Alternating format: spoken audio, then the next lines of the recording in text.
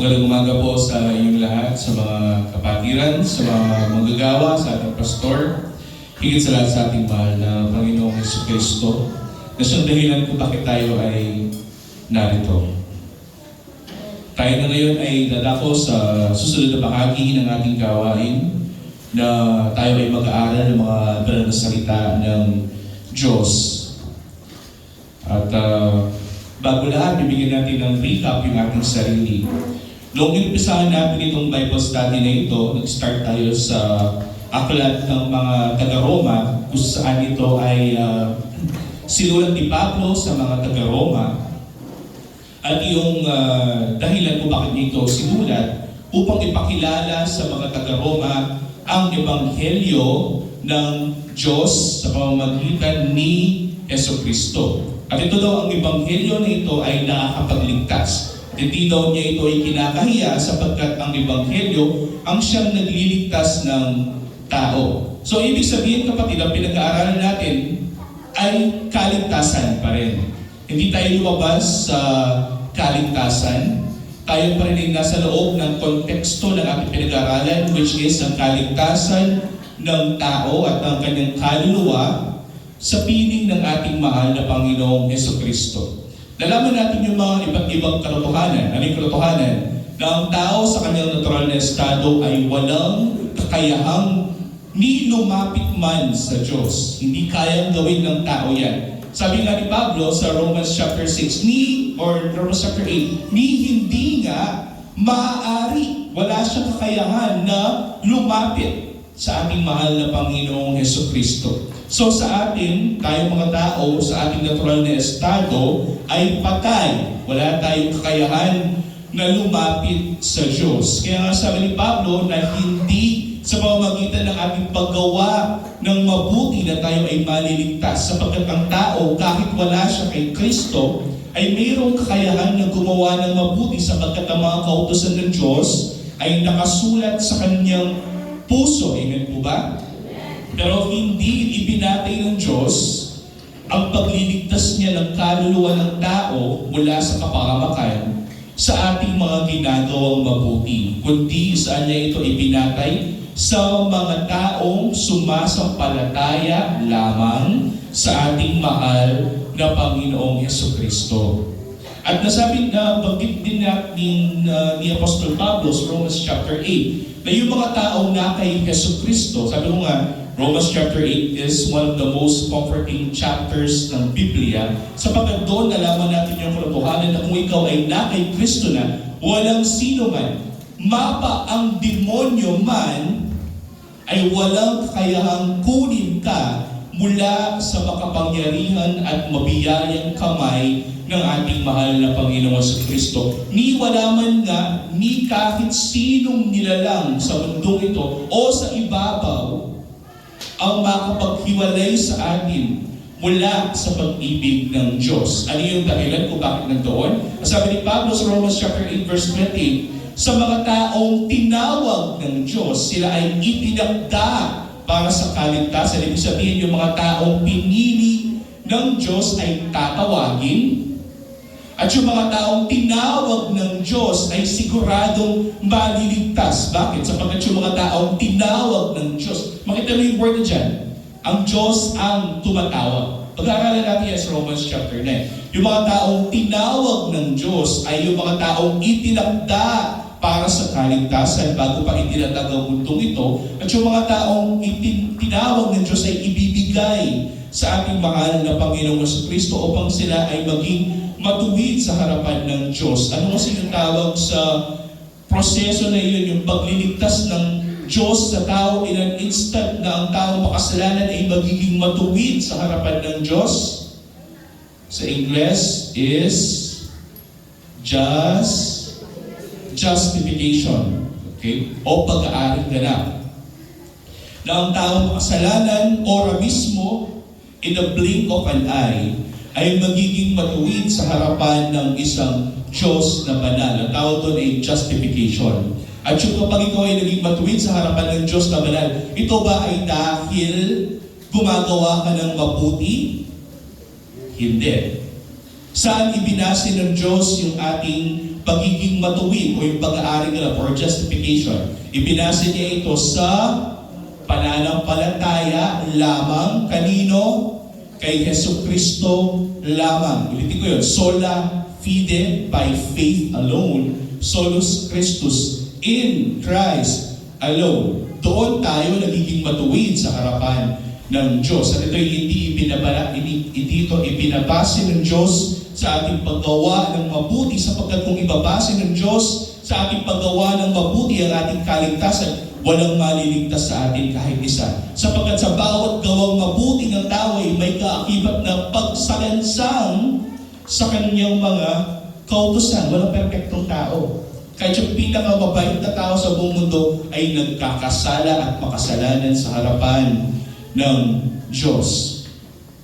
Pero ano yung reassuring sa atin? Romans chapter 8. There is therefore now no condemnation for those who are in Christ Jesus. Sabi ni Pablo doon, wala na daw kahatulan sa mga taong na kay Kristo Jesus. So ang basihan ng kaligtasan ay hindi sa paggawa ng mabuti, kundi kung ikaw ba ay nasa poder ng Kordero ng Diyos, the Agnus Dei or the Lamb of God. Ikaw ba ay na kay Kristo Jesus? Kung wala ka sa Kanya, wala kang kaligtasan. Pero kung ikaw ay na kay Kristo Jesus, sigurado ang inyong kaligtasan. That is 100%. The golden chain of redemption, which is those who are justified will also be glorified, is a consistent and absolute statement. Mangyayari at mangyayari ito. Ito ay katotohanan. Sa mga itinalaga para sa kaligtasan ay maliligtas sila. Period. Hindi ka na mawawalan pa ng kaligtasan. Pwede ka magduda, ako ba ay totoong ligtas? Kasi nagkakasala pa rin ako eh. Parang may nangyayari sa akin, parang feeling ko hindi ako ligtas. Pero ang kaligtasan ng tao ay hindi ibinabase sa feelings ng Diyos. Kasi pwede mong ma-feel na ikaw ay ligtas. Umiiyak ka dito and everything. Nafe-feel mo ang presensya ng Diyos. Pero ang totoo pala, nafe-feel mo lang yun dahil siguro maganda yung pagtugtog ng mga instrumentalist o maganda yung pagkanta ni Sister Marisa or ni Sister Casey sa kanta. At ikaw ay nakilabutan doon sa kanta at feeling mo, nararamdaman mo presensya ng Diyos. Pero ganyan din naman tayo pag nakarinig tayo ng mga worldly songs. Pag gusto natin yung kanta, nangingilabot din tayo. Ibig bang sabihin nun, nararamdaman din natin yung presensya ng Diyos. Pero nakitang fan ni Taylor Swift na inilabas ni Taylor Swift yung bago niyang kanta ngayon. Sino yung Swifties dito? Inilabas ni Taylor Swift yung kanta niya. The moment pala na tumugtog yung instrumentals ng kanta, nangilabot na yung fan. Ibig bang sabihin nun, is that the presence of God? No, pero swerte tayo. Dakila ang Diyos na hindi niya ibinabase sa feelings ng tao ang pagliligtas niya, kundi saan? Sa presensya ng Espiritu Santo sa atin na nagbubunga ng pananampalataya kanino? Sa ating mahal na Panginoong Jesucristo. At ito ay hindi galing sa tao, sapagkat ang tao hindi niya kayang lumapit sa Diyos, ni hindi nga maaari, sabi ni Pablo, ito ay base sa Espiritu. Sa Biblia, kapatid, meron kang makikitang dalawang lingwahe. Ang laman at ang Espiritu. Ilang beses natin pinag-aralan yan, even before. Sinasabi ko, pag sinabing laman, ito ay sa tao. At kapag sinabi ito ay sa Espiritu, ito ay galing sa Diyos.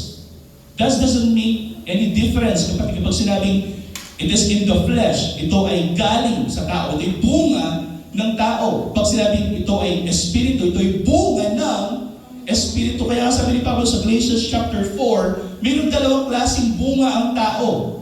Either magbubunga siya ng laman na galing sa kanyang sarili, which is ang kasalanan, o bunga ng Espiritu, na ito'y galing sa Diyos. At makikita mo dito kapatid ang dahilan kung bakit nasabi ni Pablo na ang ginagawa natin na naaayon sa paggawa ng mabuti sa ngalan ng ating mahal na Panginoon Kristo ay bunga ng Espiritu. Dito na tayo sa next chapter ng Biblia which is Romans chapter 9. Hindi pa tayo lumabas sa kaligtasan. This is still soteriology, which is the study of salvation. And God saves. No? Jesus saves. Basahin natin kapatid sa Romans chapter 9, verse 1. Sinasabi po ang katotohanan na kay Kristo, sabi ni Pablo, hindi ako nagsisinungaling. Ito ay pinatotohanan ng aking budhi sa pamamagitan ng Espiritu Santo. Ang sinasabi nito ni Pablo kapatid na siya ay puspos ng Espiritu Santo ng Diyos at kung ano man ang sinusulat niya sa Biblia, ito ay katotohanan at ito ay galing sa Diyos mismo. No? Dos, na mayroon akong malaking kalungkutan at walang tigil na kirot sa aking puso, sabi ni Pablo, sapagkat mamagalingin ko pang ako ay sumpain at mawalay kay Kristo alang-alang sa aking mga kapatid na aking mga kamag-anak ayon sa laman. Sabi ni Pablo na nalulungkot daw siya na malaman niya yung mga kapwa niyang mga, di ba may dalawang lahi dyan? Sino kasi yung mga binigay sa kanilang kautusan? Sila yung mga J. Sila yung mga Jews or Hudyo sa Tagalog. At yung mga ibang lahi na wala doon sa kautusan, tawag sa kanila yung mga G. Gentiles o mga Hentil. Ang sinasabi ni Pablo dito, nalulungkot daw siya para sa kanyang mga kamag-anak, para sa kanyang mga kalahi. Kung si Pablo ay Hudyo, sino yung tinutukoy niya dito? Yung mga Hudyo. Kasi sila yung mga kalahi niya. Sabi niya, nalulungkot ako at may kirot sa aking puso sapagkat mamagalingin ko pang ako ay sumpain at mawalay kay Kristo alang-alang sa aking mga kapatid na aking mga kamag-anak ayon sa laman. Sino daw yung mga yan? Sila yung mga core. Sila yung mga Israelita, yung mga Hudyo na nasa kanila ang pagkukuko at ang kalwalhatian at ang mga tipan at ang pagtanggap sa kautusan at ang pagsamba at ang mga pangako. Ano yung sinasabi dito ni Pablo? Na ibinigay ng Diyos sa mga Israelita ang kautusan.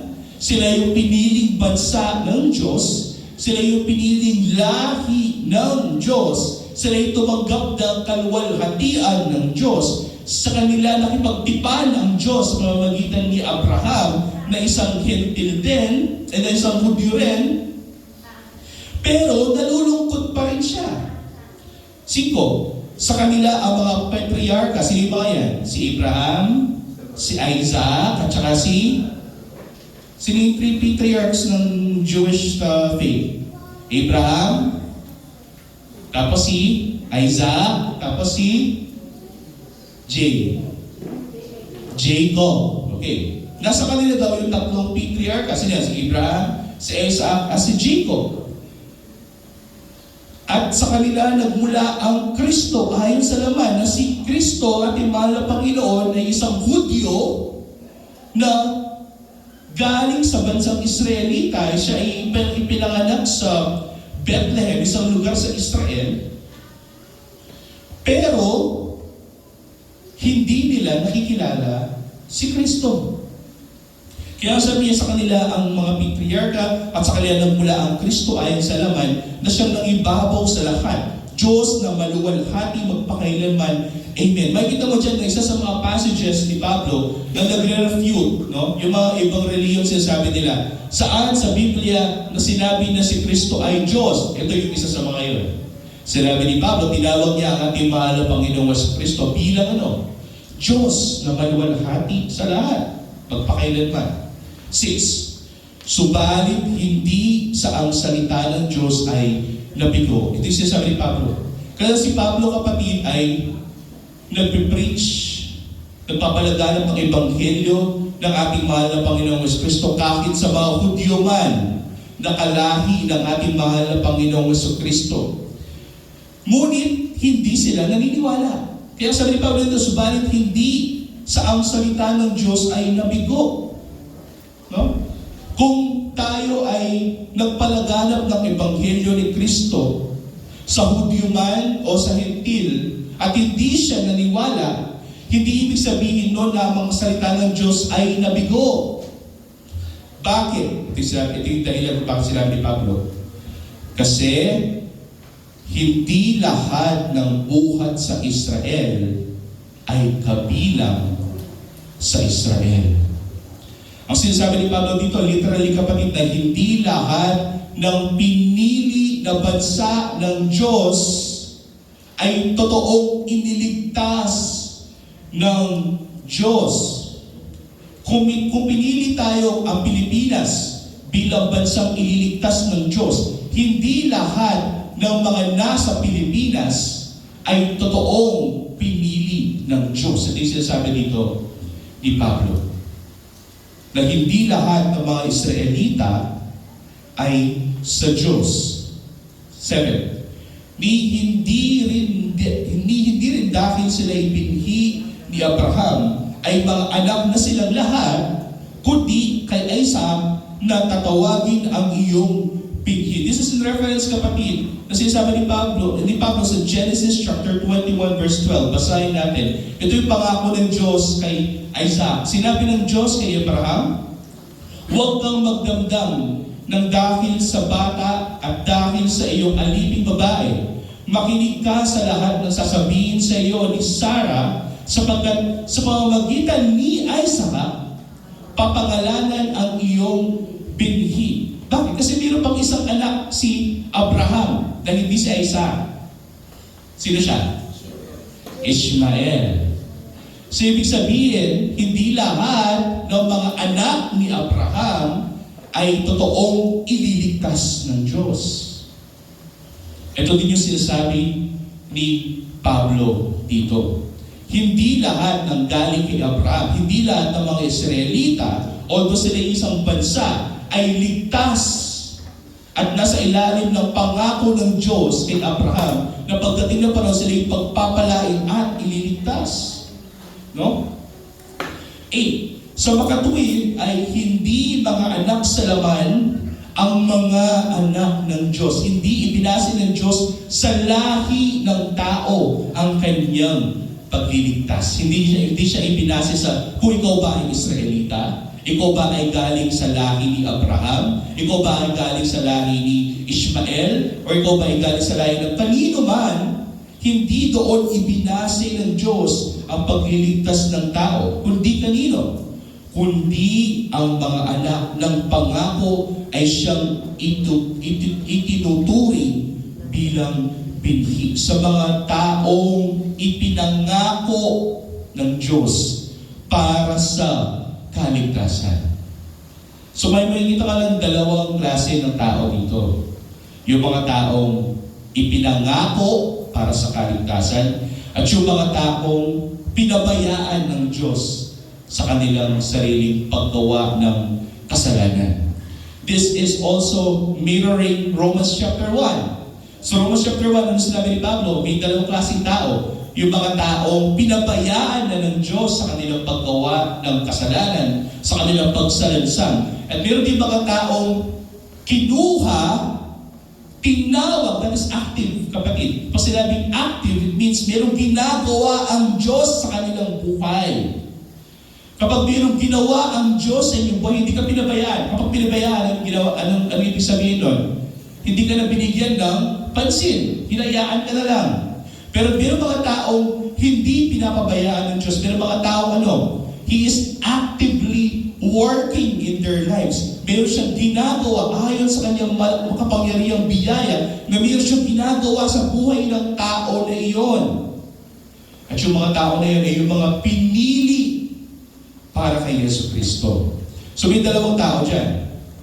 Yung Diyos na pinabayaan na, yung mga tao pinabayaan na ng Diyos, at meron din mga tao pinili at patuloy na nakakatanggap ng biyaya mula sa Diyos. Sino ba ngayon yung mga taong ipinangako kay Abraham? 9. Sapagkat ito ang salita ng pangako. Ano yung sinabi ng Diyos kay Abraham? Sa mga ganito ring panahon ay darating ako at magkakaroon si Sarah ng isang anak na lalaki. At mula doon sa anak na iyon, which is Isaac, ay doon mangyayari ang mga pangako ng Diyos. 10. At hindi lamang yun, kung gayon din kay Rebecca, nang siya'y naglihi sa pamamagitan ng isang lalaki na si Isaac na ating ama. Sasabi dito ni Pablo, kapatid, na wala na sa lahi.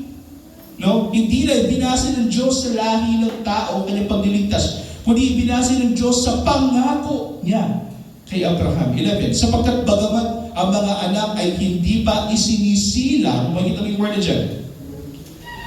Ang mga anak ay hindi pa isinisilang, ibig sabihin, wala pa, or before the foundation of the world, ulitin ito ni Pablo sa Ephesians chapter 1, bago pa itinatag ang mundong ito, o bago pa isilang yung mga bata sa mundong ito,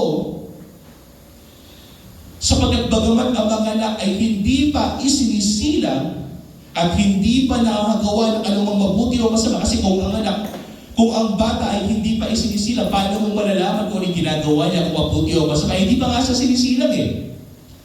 Kasi sabi dito ng Pablo, bagamat ang mga anak ay hindi pa isinisilang at hindi pa nakagawa ng anumang mabuti o masama, doon ibinabase ng Diyos ang pagpipili ng tao, kapatid. Pinipili ang tao bago pa itinatag ang mundong ito. Hindi niya pipiliin yung tao kapag nandito na siya sa mundong ito at gumagawa siya ng mabuti o gumagawa siya ng masama. Kundi ibinase ng Diyos ang pagpipili niya ng tao bago pa siya isinilang sa mundong ito. Bakit? Makita mo dyan, open close parenthesis. Upang ang layunin ng Diyos ay manatili alinsunod sa pagpili niya. Sino pumipili dito? Ang tao ba? Sino pumipili? Ang Diyos. Upang ang kaligtasan ng tao, upang ang pangako ng Diyos kay Abraham ay mangyari sa mga tao, pinili niya bago pa sila isinilang sa mundong ito, upang hindi maging basehan ng Diyos ang paggawa ba nila o yung paglakad nila sa mundong ito. Gumagawa ba siya ng mabuti o gumagawa ba siya ng masama? Hindi niya ibinase doon, kapatid. Halimbawa, nakita niya may dalawang klaseng tao. Nakita niya si Casey at nakita niya si Noel. Naglalakad sila. Si Casey ay gumagawa ng mabuti, pero si Noel ay gumagawa ng masama. Nakita ng Diyos na, si Casey gumagawa ng mabuti. O siya yung ililigtas ko. Siya yung pipiliin ko para sa kaligtasan. Kasi gumagawa siya ng mabuti eh. Pero, purihin ng Diyos. At hindi niya ginawang basehan yung bagay na iyon. Kundi ano ginawa ng Diyos? Ginawa niyang basehan yung pagpipili niya sa mga ililigtas niya bago pa sila isinilang sa mundong ito, upang ang kaligtasan, ang layunin ng kaligtasan ay maging ayon sa pagpipili ng Diyos. Kaya napakalinaw ng sinabi natin, mahal na Panginoon sa Kristo, John chapter 15, you have not chosen me because you don't have the power to choose Christ. Wala tayong kapangyarihan na piliin ang Diyos. At kung pinili mo man ang Diyos, ay dahil pinili ka niya, kapatid. That is reactive.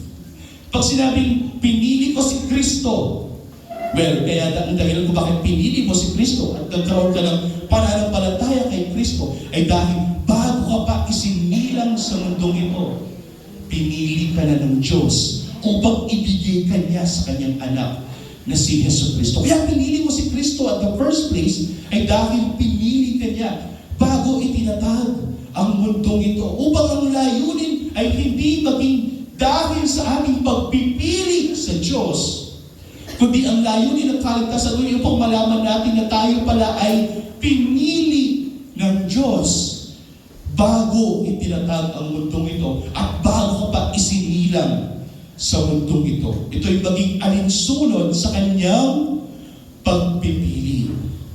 Makita mo dito, kapatid, na ang Diyos ay pumipili ng tao. Babalik tayo sa Romans chapter 1. Yung mga taong pinabayaan ng Diyos sa kanilang pagsalansang, ang tao ay patuloy na lumalakad sa masama, sa kanyang mga makalamang mga gawain, sila ba ay pinili?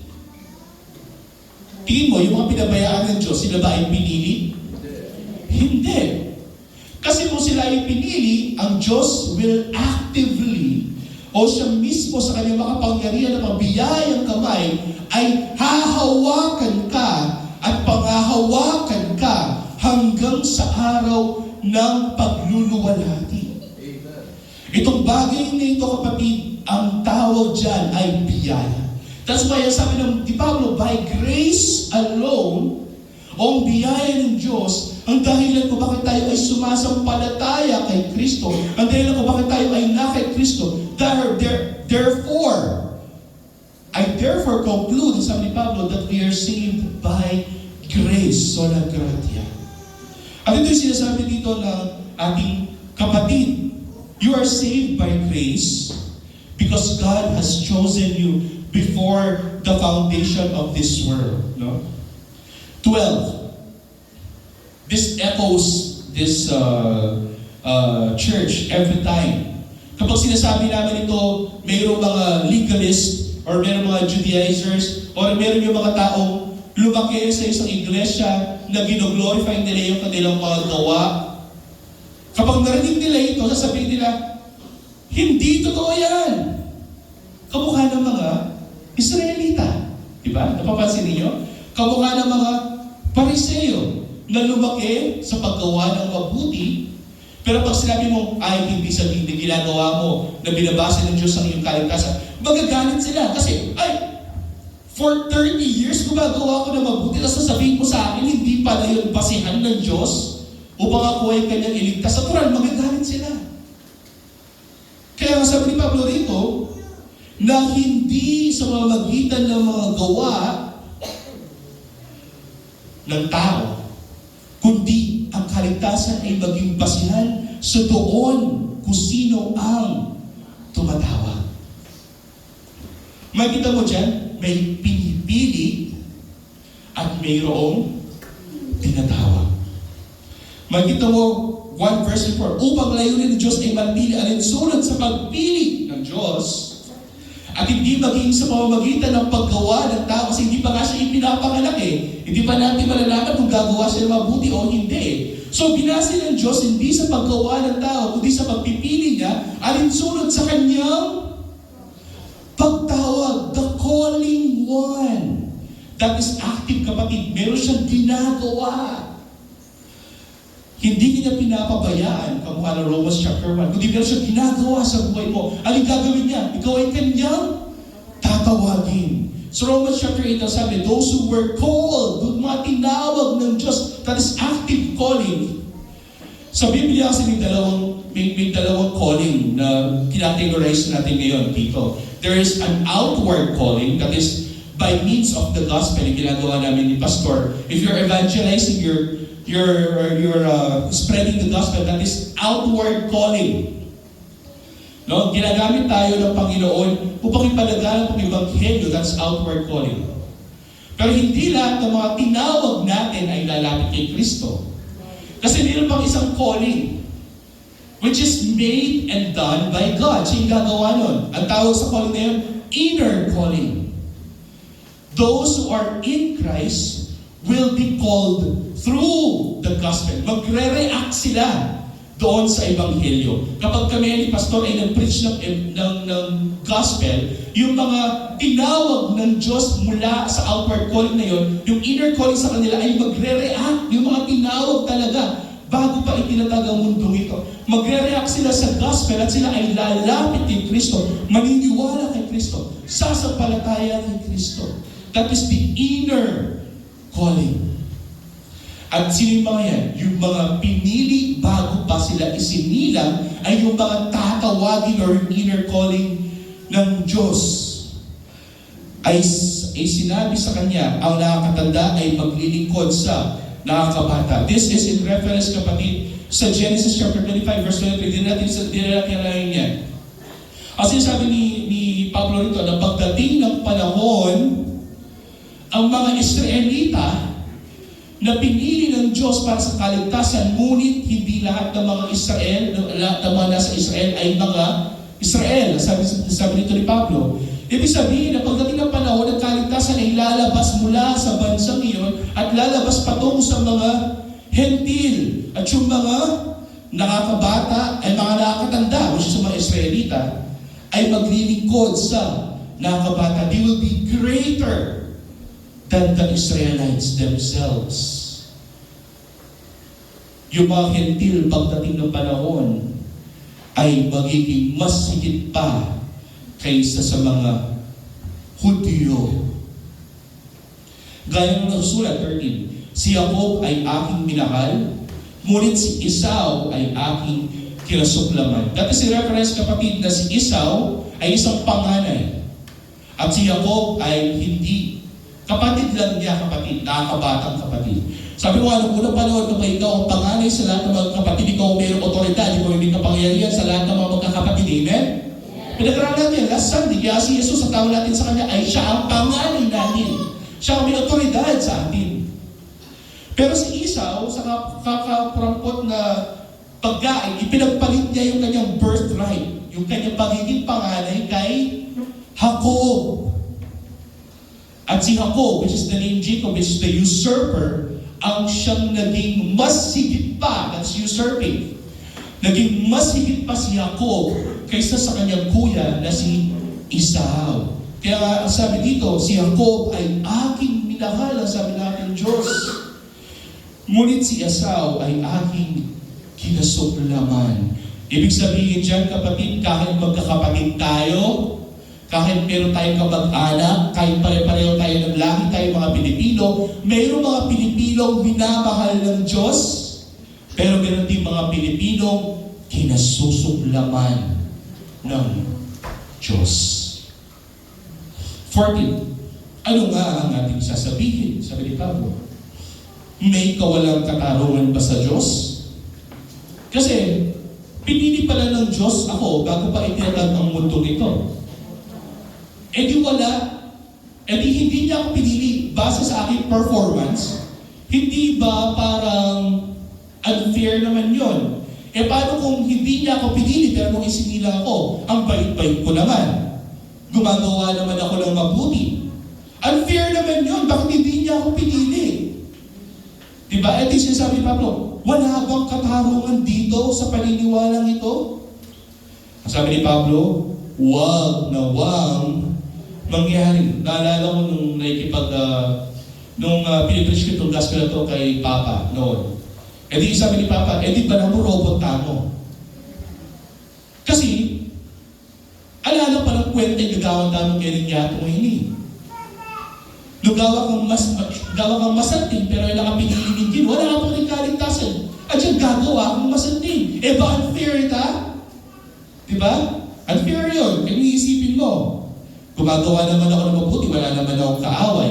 Hindi nga lang ako naniniwala kay Kristo. Pero, mabait akong tao. Tumutulong ako sa iba. Hindi ba unfair sa akin yun? Ang sabihin mo sa akin, wala akong kaligtasan. Dahil hindi lamang ako naniniwala sa Kristo na yan, mabait akong tao eh. Pero ang sinabi ni Pablo, ano ang ating sasabihin? Kasi alam nga ni Pablo na ito yung tatanungin ng mga tao eh. So yung mga taga-Roma, hindi naman sila mostly mga Christian. Sila yung mga naniniwala sa paganism. Marami silang mga Diyos-Diyosan. Pero may yung mga Romano na kahit marami silang Diyos-Diyosan, sila yung mga mababait na tao. At sabi ni Pablo, ano nga ang ating sasabihin? May kawalang katarungan ba sa Diyos? Kasi unfair yun eh. Hindi binasa ng Diyos sa ating paggawa, ang ating kaligtasan. Sabi ni Pablo, wag na wag mangyari. 15. Sapagkat sinabi niya kay Moises, ako'y maaawa sa aking kinaawaan at ako'y mahabag sa aking kinahabagan. That is in reference to Exodus chapter 33, verse 19. Basahin natin kapatid dito, nung tanongin ni Moises, sabi ni Moises, nag-intercede siya para sa mga Israelita. Panginoon, ako na lang. Huwag mo nang idamay yung mga tao na ito, yung mga Israelita na ito. Ako na lang. Pero na sinabi ng Diyos, at ang kanyang sinabi ay ganito, aking pararaanin ang lahat kong kabutihan sa harapan mo at aking ipahahayag ang aking pangalan, ang Panginoon sa harapan mo. Ako'y magkakaloob ng biyaya sa kanino mang aking ibig pagkalooban at ako'y magpapakita ng habag sa kanino mang aking ibig kahabagan. Hindi ko sinabi na, Panginoon, sabi ni Moises, Panginoon, kahabagan mo sila. Sa akin ka nalang magalit. Pero sabi ng Panginoon, Moises, ako yung pumipili dito. Hindi ikaw. Mahabag ako sa nais kong kahabagin. Maawa ko sa nais kong kahabagin. At yung mga taong pasaway na ayaw kong nawala na akong pakialam sa kanila, hahayaan ko na lang sila. May kapangyarihan ako na gawin yan. Sabi ng Panginoon kay Moises. Balik tayo sa Romans 9:16. Kaya ito ay hindi ayon sa kalooban o sa pagsisikap ng tao, kundi ito'y ayon sa habag ng Diyos. Si Moises ay nagsikap, kapatid, nag-intercede siya, lumuhod siya sa harapan ng Diyos. Panginoon, kahabagan mo sila. Pero ang sabi ng Diyos, Moises, wala sa pagsisikap yan, kundi nasa akin at nasa aking pagpili kung sino ang taong nais kong iligtas at mahabag ako sa kanila. 17. Sapagkat sinasabi ng kasulatan kay Faraon, dahil sa layunin ito ay itinataas kita upang aking maipakita sa pamamagitan mo ang aking kapangyarihan at upang ang aking pangalan ay maipahayag sa buong lupa. This is reference in Exodus chapter 10, pero din natin babasahin yan. Ang sinabi dito ng ating mahal na kapatid na si Pablo, na ang mismong Diyos, kinausap niya si Paraon upang mangyari ang layunin niya kay Paraon. Makikita mo may dalawang ginagawa ang Diyos dyan. Kaya nga siya may awa sa kanyang maibigan at kanyang pinagmamatigas ang puso ng sino mang kanyang maibigan. Dalawang active powers. Isang power, actively, na ang Diyos ay gagawa sa buhay mo at siya ay mahabag sa buhay mo. At meron ding mga instances na ang Diyos ay gagawa ng pagmamatigas sa puso mo. And He will actively harden your heart upang hindi ka maniwala sa Kanya. Ibig bang sabihin nun, ang Diyos ang dahilan kung bakit hindi ako naniniwala sa Kanya? No! Ikaw pa rin yun, kapatid. Ang sabi sa Biblia, ang tao sa kanyang natural na estado ay patay. Kung hindi ka naniniwala sa Diyos, hindi na kasalanan ng Diyos yun. Kasalanan mo yan at ang inyong sariling natural na katutubong estado. Na ikaw sa iyong natural na estado ay palayo ng palayo sa Diyos. Unless may gagawin ang Diyos sa iyo, which is the active calling, di ba sabi kanina, mga pinili ay tatawagin. Kung hindi gagawin ng Diyos yung pagtawag, hindi ka lalapit kay Kristo. Kasi nga, walang biyayang natatanggap sa buhay mo. Yung pagtawag ng Diyos ay biyaya sa buhay mo. Kaya nga, sabi dito sa 18, kaya nga siya may awa sa kanyang maibigan at kanyang pinagmamatigas ang puso ng sino mang maibigan. May kapangyarihan din pala siyang patigasin ang inyong puso para gawin ang kanyang layunin. 19.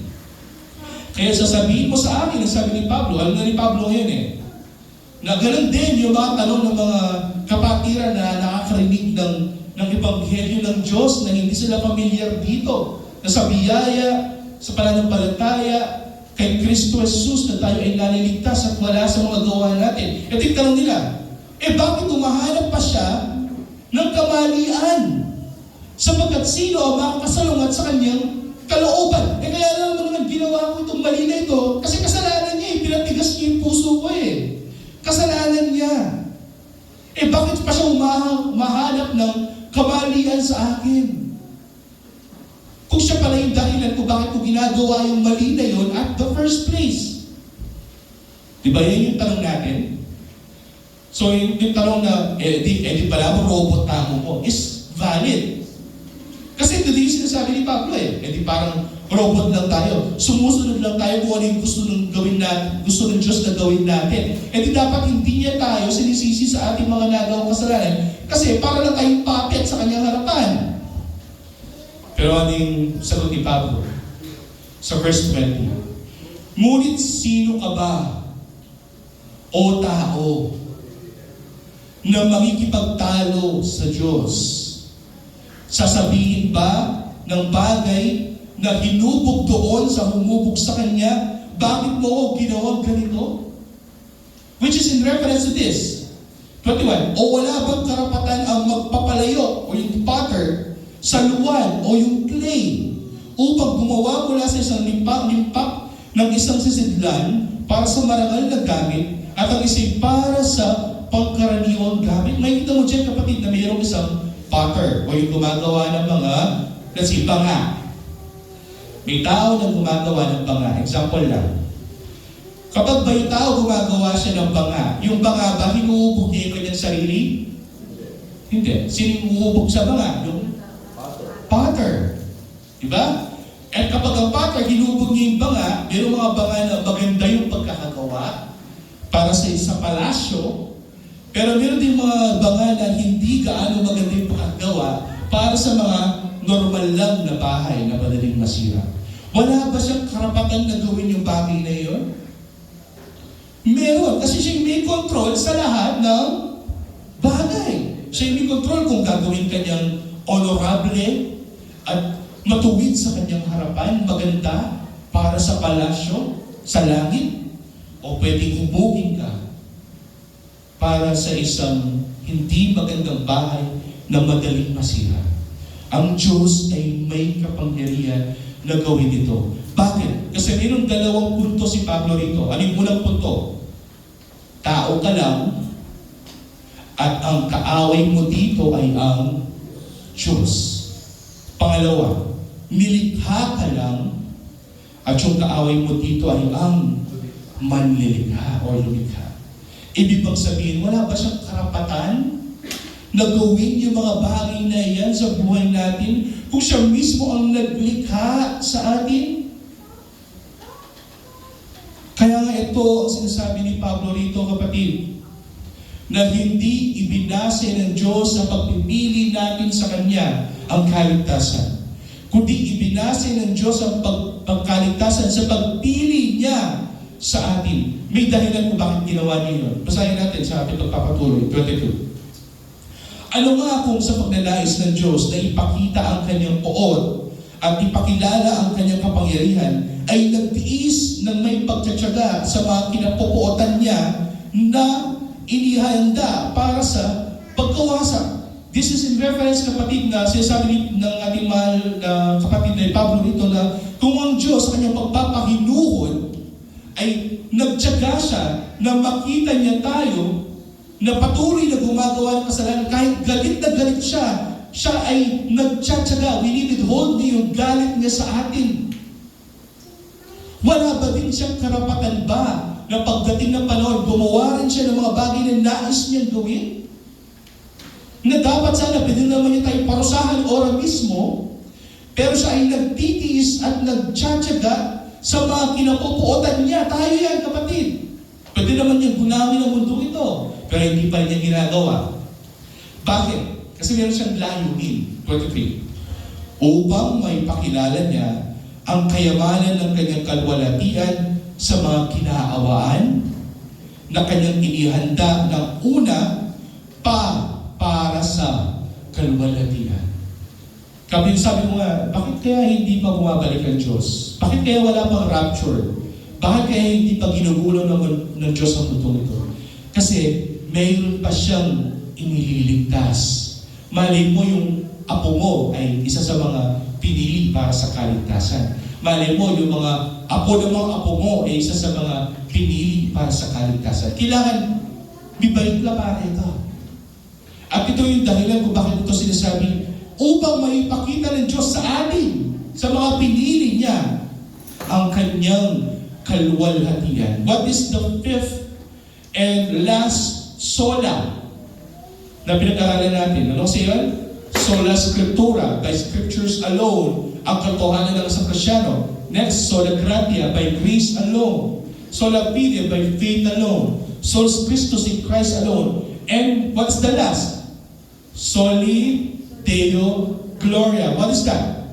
For the glory of God alone. Upang malaman natin na ang ginagawa ng Diyos sa buhay nating mga Kristiyano, na ang ginagawa pala ng Diyos na biyaya nito sa buhay natin, na tayo nananatili kay Kristo, na tayo ay naglilingkod, kaya tayo nandito, kaya tayo malakas, kaya tayo ginagamit ng Diyos para sa kanyang ministeryo, ay upang ipakita niya ang kaluwalhatian niya sa atin, upang malaman natin that God be glorified. To Him alone is the glory, honor, power, and praise. Na tayo ba inihanda para sa kaluwalhatian, ay luwalhatiin din natin ang Diyos na siyang gumawa lahat nito para sa atin. Ang tawag dyan ay monergism. Pag sinabi monergism, it is God alone who did all of the work for your salvation. Ang Diyos ang gumawa ng lahat ng trabaho para sa ating kaligtasan. Wala tayong contribution dyan. Ang tayong contribution lang natin ay ang ating mga kasalanan na siyang precursor kung bakit tayo inililigtas at the first place. Pero tayo, in ourselves, hindi natin kayang iligtas yung ating mga sarili. 24. Maging sa atin na kanyang tinawag, hindi lamang mula sa mga Hudyo, kundi mula rin sa mga Hentil. Gaya naman ang sinasabi niya sa Hoseas, tatawagin ko aking bayan ang hindi ko dating bayan at minamahal lang ang hindi dating minamahal. Sinasabi ni Pablo dito na ang kaligtasan ng tao ay hindi na ibinase sa lahi, kung ikaw Israelita o hindi, Hentil o hindi, kundi ibinase ng Diyos sa kanyang pagpipili at sa kanyang pagtawag. So kahit Pilipino ka pa, maliligtas ka. Basta ikaw ay tinawag ng Diyos. Kung ikaw ay Chinese, maliligtas ka. As long as ikaw ay tinawag at pinili ng Diyos. So sinabi ni Pablo, basically, hindi na ayon sa paggawa ng mabuti o sa lahi ng tao, kundi ayon sa kanyang pagpipili ng Diyos at sa kanyang pagtawag. This is all His work. God's work. So that the glory will not be in ourselves, but to God alone. Sorry, Deo Gloria. 26. At mangyari na sa lugar na kung saan ay sinabi sa kanila, kayo'y hindi ko bayan, doon sila tatawagin mga anak ng Diyos na buhay. 27. At sa Isaias ay sumisigaw tungkol sa Israel. Bagamat ang bilang ng mga anak ng Israel ay maging tulad ng buhangin sa dagat, ang malalabi lamang ang maliligtas. So sinasabi nito ni Pablo, ni-reference niya si Isaiah, na sinabi ng Diyos kay Isaiah, only the remnant, a few of the Israelites will be saved. And this is also true in this era. Kakaunting tao lamang yung ililigtas ng Diyos. Only a remnant will be saved. Sapagkat mabilis at tiyak na isasagawa ng Panginoon ang kanyang salita sa lupa. At gaya na sinabi ng una ni Isaias, kung hindi nag-iwan sa atin ng isang pilihang Panginoon ng mga hukbo, tayo'y naging katulad sana ng Sodoma at gaya din ng Gomora. Sinasabi dito, kapatid, na kung hindi nag-iwan sa atin ng Diyos na pangako, tayong lahat sana ay nagunaw na at tayong lahat sana ay nasa impyerno na. Hinatulad na sana tayong lahat ng Diyos. 30. Ano nga ang ating sasabihin? Ang mga Hentil ay hindi nagsumikap sa katuwiran, ay nagkamit ng katuwiran. Yung mga Hentil na hindi naman sumusunod sa kautusan ng mga makasalanan, sumasalansang sa Diyos, ay nakakuha ng katuwiran. Sa makatwid, ang katuwiran ay sa pamamagitan ng pananampalataya na hindi na ibinase ng Diyos ang katwiran or yung justification or yung righteousness sa pamamagitan ng paggawa ng mabuti kundi ibinase ng Diyos sa pananampalataya kay Yesu Kristo. Ngunit ang Israel na nagsusumikap sa katwiran sa pamamagitan ng kautusan ay hindi nakaabot sa pagsunod sa kautusang iyon. Ilang beses natin pinag-aralan yan. Hindi natin kayang perpektong sundin ang kautusan ng Diyos. Pero bakit? Sapagkat hindi nila pinagsikapan iyon batay sa pananampalataya, kundi ito'y batay sa mga gawa. Sila'y natisod sa batong katitisuran. This is also in reference sa mga dating nandito, na nandito sila dahil nais nilang gumawa ng mabuti at ginagawa nila yung mabuti nilang mga gawa upang iligtas nila yung kanilang sarili. Ang sabi ko ni Pablo, no, para kang Israelita noon. Ang sabi ni Pablo dito, ang paggawa natin ng mabuti ay batay saan? Batay sa pananampalataya. At ito'y ginagawa natin para kay Kristo, para sa ikakalwalhati ni Kristo lamang. Kaya tayo nandito kasi naiintindihan natin kung ano yung nagawa natin, mahal na Panginoon. Lalo sinasabi ito, hindi ka nandito upang ipagtrabaho ang iyong kaligtasan. Kasi kung ikaw ay na kay Kristo, ikaw ay ligtas na. Kaya ka nandito kasi nais mong luwalhatiin ang Panginoon na siyang nagligtas sa inyo. Ginagawa mo ito ayon sa pananampalataya mo sa Kanya. 33, gaya ng nasusulat, tignan ninyo, inilagay ko sa Zion ang isang batong ikabubuwal at ang batong katitisuran, at ang sumasampalataya sa Kanya'y hindi malalagay sa kahihiyan. Ang sinasabi dito ng ating kapatid na si Pablo, na ang ating mahal na Panginoon Kristo is our cornerstone. Sa lahat ng mga mananampalataya sa Kanya, hindi sila magkakaroon ng kapahamakan, kundi magkakaroon sila ng buhay na walang hanggan. Ang tanong, bakit ka lang kay Kristo? Kasi ikaw ay pinili bago pa itinatag ang sanlibutan o ang mundo nito. At pinili ka ba ng Diyos dahil mabait ka o masama ka? No. Pinili ka ng Diyos dahil mayroon siya kapangyarihan na pumili kung sino niya ang kanyang gustong iligtas. Mahabag ako, sabi niya, kung kanino ako mahabag. At maawa ako kung kanino ako nais maawa. Sa akin yun, sabi ng Panginoon. At sa mga pinili niya bago ay tinatag ang mundo ito, anong gagawin ng Diyos? May gagawin siya sa kanila. Hindi sila papabayaan, kundi may gagawin ng Diyos sa kanila. Anong gagawin ng Diyos sila ay tatawagin. Upang kaligtasan will not be based on works, sabi ni Pablo, but will be based on the one who calls. Kung sino yung tumatawag, maging basehan ng kaligtasan ng tao, ay kung sino ang tumawag sa Kanya.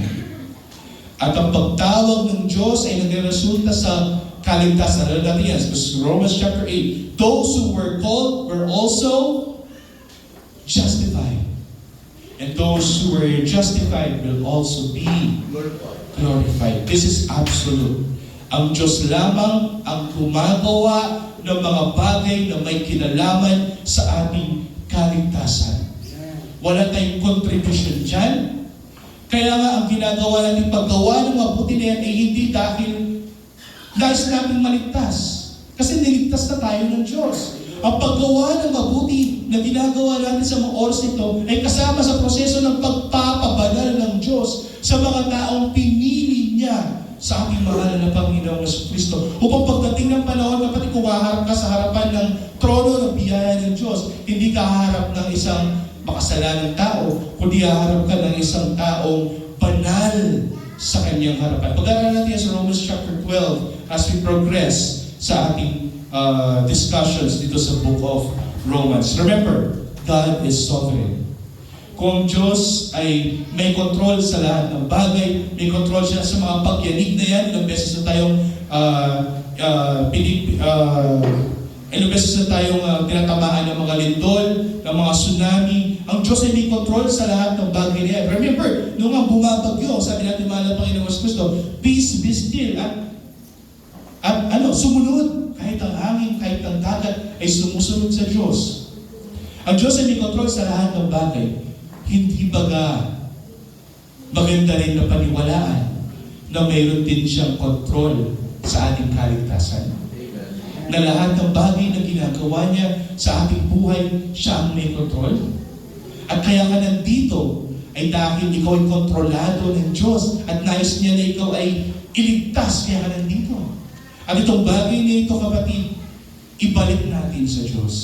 Upang sa lahat ng mga ginagawa natin dito, ang Diyos lamang ang maluwalhati, ang Diyos lamang ang masamba. Hindi natin ipagmamalaki kung ilang araw tayo ng fasting or what. We don't glorify those things. Those are flesh. Kundi, i-glorify natin, luwalhatiin natin ang Diyos na siyang dahilan kung bakit tayo ngayon. Let's pray. Ama, maraming salamat sa katotohanan ito. Maraming salamat o Diyos na nalaman namin na hindi pala kami ang unang pumili sa iyo, kundi ikaw ang unang pumili sa amin. Salamat sa pagpipili mo o Diyos sa bawat isang nandito na kami pinili para sa kalwalhatian at kami ay iyong tinawag isa-isa upang gawin ang iyong kalooban sa buhay namin.